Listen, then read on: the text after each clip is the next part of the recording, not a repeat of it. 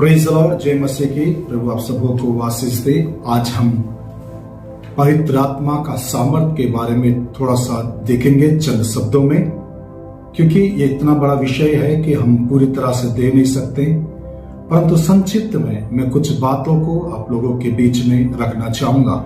मेरे प्रियो, इस वीडियो को स्किप मत कीजिए और ध्यान से सुने कि रियल में परमेश्वर की सामर्थ है क्या चीज है। जैसा कि आपने देखा होगा कि हमारा सब हेडिंग में पवित्र आत्मा का सामर्थ, पेट्रो के काम उसका पहला अध्याय उसके 8वें पद में बड़े स्पष्ट रीति से लिखा हुआ है इस तरह से, परंतु जब पवित्र आत्मा तुम पर आएगा तब तुम सामर्थ पाओगे और यरूशलेम और सारे यहूदिया और समरिया में और पृथ्वी की छोर तक मेरे गवाह होंगे। ये हम देखते हैं पेट्रो के काम उसका पहला अध्याय उसके 8वें पद में लिखा हुआ है। मेरे प्रियो, आज हम उस सामर्थ के बारे में जिक्र करेंगे जो पवित्र आत्मा की ओर से हमें मिलती है, और उसके लिए एक शब्द इस्तेमाल हुआ है, यूनानी शब्द डुनामिस, अर्थात एक बड़ी शक्ति या स्फोटक। हम जानते हैं कि परमेश्वर की सामर्थ उत्पत्ति की पुस्तक उसके पहले अध्याय से ही हमको देखने को मिलता है, सृष्टि की रचना से। और समय समय पर परमेश्वर ने अपनी सामर्थ को प्रकट किया लोगों के बीच में।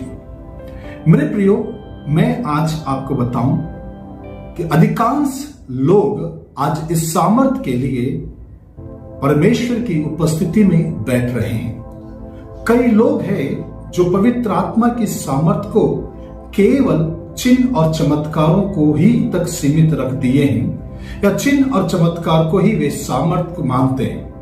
मैं कुछ बातें आज आप लोगों के बीच में रखना चाहूंगा, उसे ध्यान से सुने। परमेश्वर की जो सामर्थ या शक्ति जिसे बोला जाए, वो शक्ति में 7 बातें पाई जाती है। पहला है बुद्धि, दूसरा है समझ, तीसरा है सलाह, चौथा है ज्ञान, पांचवा है धैर्य, छठवां है धर्म के प्रति निष्ठा, सातवां है परमेश्वर का भय मानना। मेरे प्रियो, इन सारे विषयों के ऊपर मैं प्रचार नहीं कर रहा हूं, परंतु मैं परमेश्वर की उस सामर्थ के बारे में बता रहा हूं। ध्यान से सुनिए और समझने की कोशिश कीजिए। सामर्थ जो है, समय समय पर लोगों को चंगा किया, मुर्दों को जिलाया, बड़े बड़े काम सामर्थ के द्वारा हुआ है, हम देखते हैं। लेकिन मैं आपको एक बात बताना चाहूं, जब पवित्र आत्मा कोई व्यक्ति पाता है तो केवल 9 वरदान नहीं, परंतु पवित्र आत्मा के वो फल जिसे प्रेम भी कहा गया है और जिसके अंदर 8 गुण पाए जाते हैं, उसके बारे में भी हम देखते हैं। क्योंकि पवित्र आत्मा पाने के बाद एक व्यक्ति के अंदर केवल वरदान नहीं, परंतु ये पवित्र आत्मा के फल भी उसके अंदर प्रवेश करता है। फॉर एग्जाम्पल के लिए, यदि मैं घर के अंदर प्रवेश करता हूं तो केवल मेरा सिर प्रवेश नहीं करता, मेरे सिर के साथ साथ मेरा पूरा धड़ भी प्रवेश करता है, यानी मेरी पूरी की पूरी बॉडी घर के अंदर प्रवेश करता है। उसी तरह से जब कभी कोई व्यक्ति पवित्र आत्मा का दान को पाता है, उस व्यक्ति के अंदर पवित्र आत्मा के वरदान के साथ साथ पवित्र आत्मा के फल भी आते हैं। लेकिन अक्सर हम उस सामर्थ मतलब हम यही सोचते हैं कि चिन्ह और चमत्कार, यही सारी चीजें पवित्र आत्मा में, हम उसी के ऊपर ज्यादा फोकस करते हैं, ना कि उन फलों के ऊपर, ना कि उस परमेश्वर के उन बुद्धि, उन ज्ञान और उस समझ के ऊपर, ना उस सलाह के ऊपर, ना उस धैर्यों के ऊपर। मेरे प्रियो, परमेश्वर का जो डोनामिक, जो शक्ति का जो इस्तेमाल हुआ है, उसमें एक और शब्द इस्तेमाल हुआ है, वो है प्रेम और आत्मा में अनुशासन, यानी आत्मा में अनुशासित होना। ध्यान से सुनिए और समझने की कोशिश कीजिए। प्रभु यीशु मसीह के जीवन हम देखते हैं, जितना सामर्थ के काम किया उतना ही वो अनुशासित था। आज लोग पवित्र आत्मा का दान तो पा लिए हैं, चिन्ह और चमत्कार तो हो रहा है, लेकिन उनका जीवन अनुशासित नहीं है। मैं आपसे कहना चाहूंगा मेरे प्रियो, ध्यान से सुने। कई लोगों के जीवन में अनुशासन नहीं है। कई लोग जब बहुत ज्यादा अभिषेक से भर जाते हैं या बढ़ जाते हैं या पावरफुल हो जाते हैं, वे अपने साथी प्रभु के दासों से प्रेम तक नहीं करते हैं, जबकि पवित्र आत्मा का फल है प्रेम। मेरे प्रियो, मैं आपसे कहना चाहूंगा, प्रभु यीशु मसीह के जीवन में अगर रियल सामर्थ को हमको देखने को मिलता है। Praise the Lord, hallelujah. प्रभु यीशु मसीह के जीवन में रियल सामर्थ को देखने को मिलता है कलवरी क्रूस के ऊपर। गत्समनी के बगीचे में जब प्रभु यीशु मसीह प्रार्थना कर रहा था, हे पिता, हो सके तो ये कटोरा मेरे सामने से हटा ले, परंतु मेरी नहीं तेरी इच्छा पूरी हो। वैसे 3 बार उसने प्रार्थना किया। जब 3 बार उसने प्रार्थना करने के बावजूद भी जब वो कटोरा उसके पास से नहीं हटा, तो लिखा हुआ लूका रचित सुसमाचार में हम देखते हैं वहां पर एक स्वर्गदूत आकर उसे सामर्थ दे रहा था। ध्यान से सुनिए, सामर्थ केवल चिन्ह और चमत्कारों को प्रकट करने के लिए नहीं है, सामर्थ दुखों को सहने के लिए भी है। सामर्थ जो है पापों पर विजय पाने के लिए है। सामर्थ जो है पापियों को क्षमा करने में है।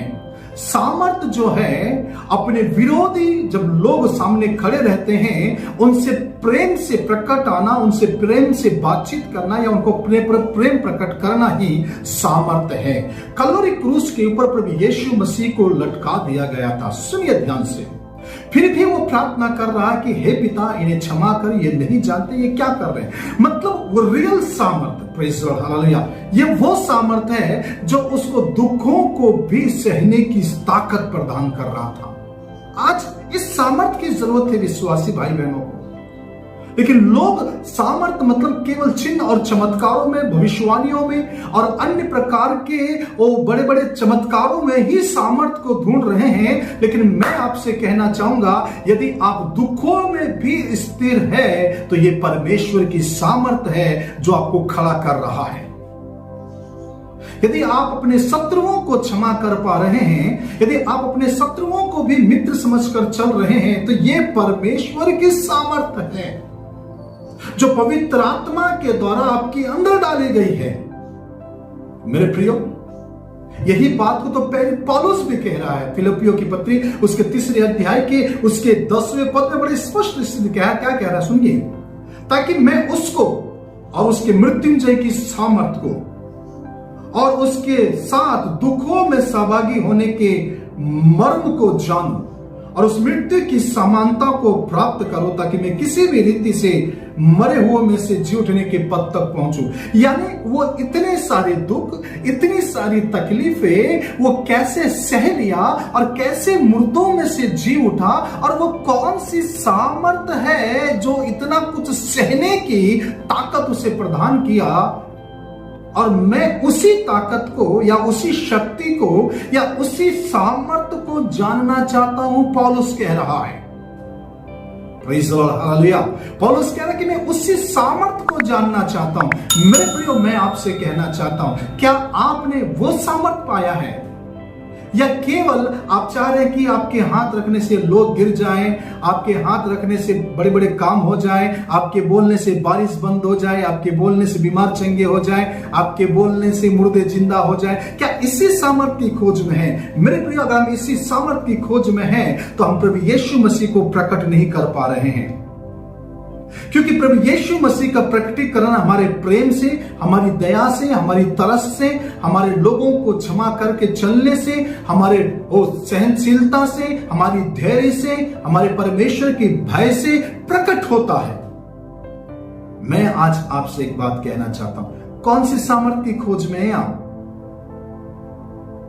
पवित्र आत्मा की सामर्थ्य चिन्ह और चमत्कारों के साथ साथ, अद्भुत और आश्चर्य कर्मों के साथ साथ दुखों को सहने की भी सामर्थ्य देता है। यदि आप दुखों में टूट जाते हैं, यदि दुखों में परेशान हो जाते हैं, यदि प्रभु को छोड़कर भाग जाते हैं, तो मैं कहूंगा आपने जो सामर्थ्य पाया है वो रियल परमेश्वर की आत्मा की ओर से वो सामर्थ्य नहीं है। मेरे प्रियो, मैं फिर से एक बार याद दिलाना चाहूंगा, रियल सामर्थ्य कलवरी क्रूस के ऊपर प्रकट हुआ है।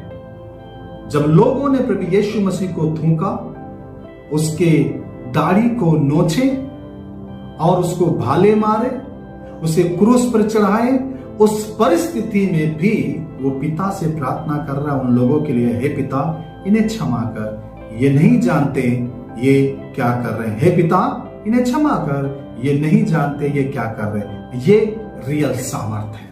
और पौलुस भी कहता है, मैं उसी सामर्थ को जानना चाहता हूं, इतने दुखों को भी कैसे वो सह लिया, उस सामर्थ को मैं जानना चाहता हूं। मेरे प्रियो, मैं आज आपसे ये कहना चाह रहा हूं, आप परमेश्वर की यदि सामर्थ की खोज में हैं तो प्रभु से ये भी बोलिए कि प्रभु अगर वो सामर्थ तू मुझे देता है तो हर परिस्थिति में, हर हाल में मैं तेरा गवाह बनकर खड़ा हो जाऊं।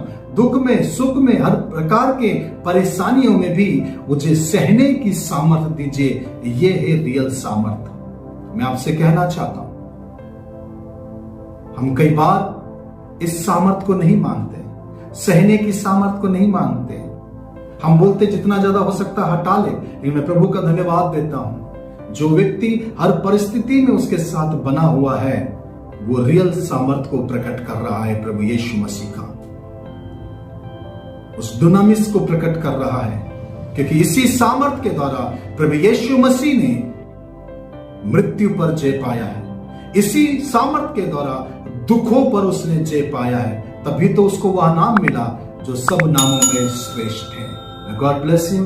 प्रभु आप लोगों को आशीष दे। मैं फिर से कह रहा हूं, कौन सी सामर्थ के खोज में हैं आप? यदि कोई दूसरे सामर्थ की खोज में है, केवल चिन्ह और चमत्कार को, तो मैं चाहूंगा कि आप भूल में पड़े हैं, आप उस सामर्थ की खोज कीजिए जो चिन्ह और चमत्कार के साथ साथ आपको दुखों को भी सहने की ताकत प्रदान करे।